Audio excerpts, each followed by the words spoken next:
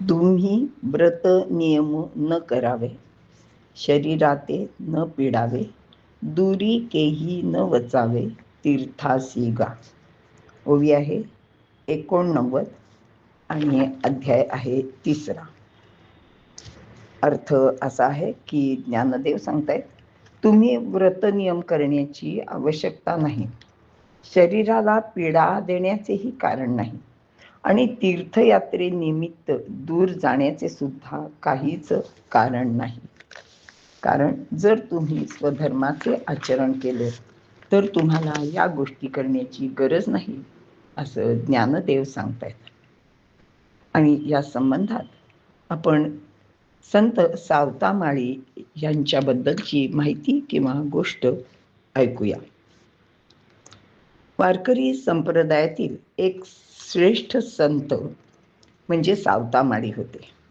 त्यांनी कर्म हाच ईश्वर आहे हा संदेश लोकांना दिला. सावता यांचा जन्म 13व्या शतकात सोलापूर जिल्ह्यातील पंढरपूर जवळील अरणभेंडी या गावी झाला.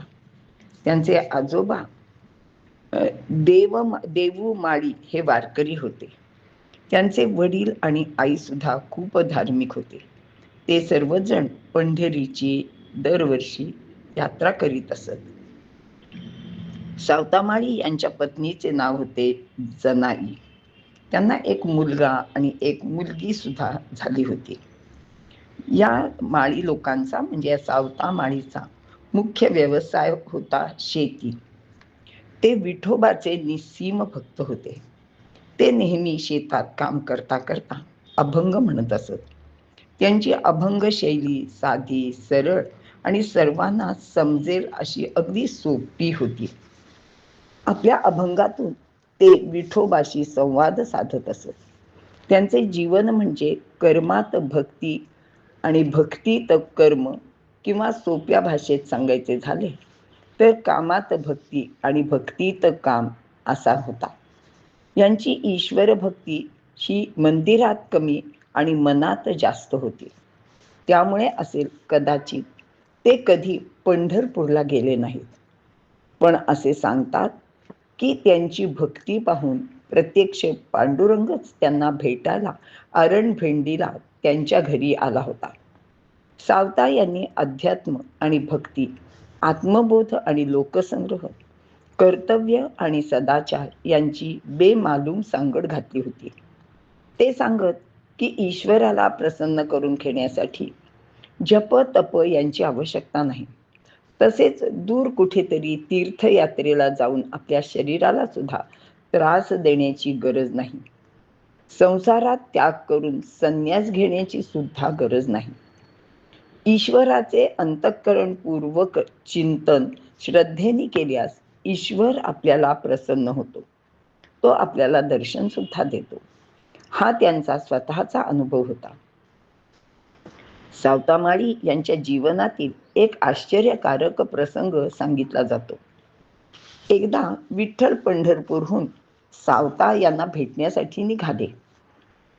त्यावेळी ज्ञानदेव आणि नामदेव हे पण पंढरपूरला देवळात आलेले होते पांडुरंगाच्या दर्शनासाठी.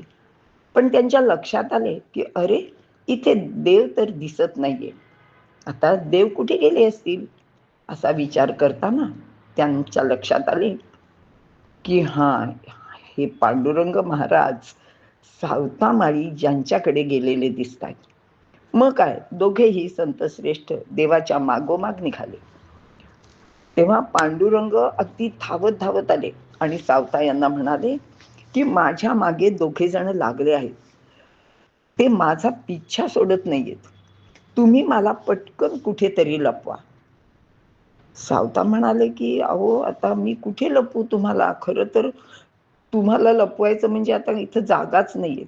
पण एक जागा निश्चित आहे, ती म्हणजे माझ्या हृदयात आहे आणि त्याच्यासारखी दुसरी सुरक्षित जागा पण मला दिसत नाहीये. आणि नुसतं त्यांनी ते असं म्हणून थांबले नाही, तर आपल्या हातातील खुरप्याने त्यांनी आपली छाती फाडली आणि तिथे देवाला लपवून ठेवलं. लगेच त्यांनी आपल्या छातीवर उपरणं बांधलं आणि ते भजन करू लागले. इतक्यात ज्ञानदेव नामदेव तेथे आले. आज सावताच्या जीवनात जणू दिवाळीच प्रगट झाली होती. अहो, पांडुरंगा पाठोपाठ 2 महान संत श्रेष्ठ त्यांच्या घरी आले होते. ज्ञानदेव नामदेव यांनी सावतामाळींना हात जोडून देवाचे दर्शन करून द्या अशी विनंती केली. आता मात्र पांडुरंगाला राहवले नाही. पांडुरंग सावता यांच्या छातीतून बाहेर आले. पांडुरंगाच्या दर्शनाने सर्वच धन्य झाले. सावतामाळी यांच्याबद्दल संत नामदेव पुढील प्रमाणे गौरवोद्गार काढतात. नामदेव म्हणतात, धन्य ते अरण रत्नाचीच खाण, जन्मला निधान सावता तो. सावता सागर प्रेमाचा आगर, घेतला अवतार माळ्या घरी. सावतामाळी यांचे एकूण 37 अभंगच उपलब्ध आहेत. त्यांचे अभंग गुरव समाजाचे संत काशीबा गुरव यांनी लिहून ठेवले आहेत. सावता यांचा व्यवसाय शेतीचा, म्हणून ते म्हणतात, आमची माळियाची जात शेत लावू बागायत. आणि ही बागायत करता करता म्हणजेच ऐहिक जीवनातील कर्मच करीत असताना, कर्तव्य कर्म करीत असताना ईश्वर भक्ती करता येते असे त्यांनी आपल्या आचरणातून दाखवून दिले.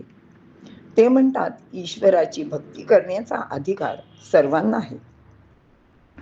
न लगे सायास न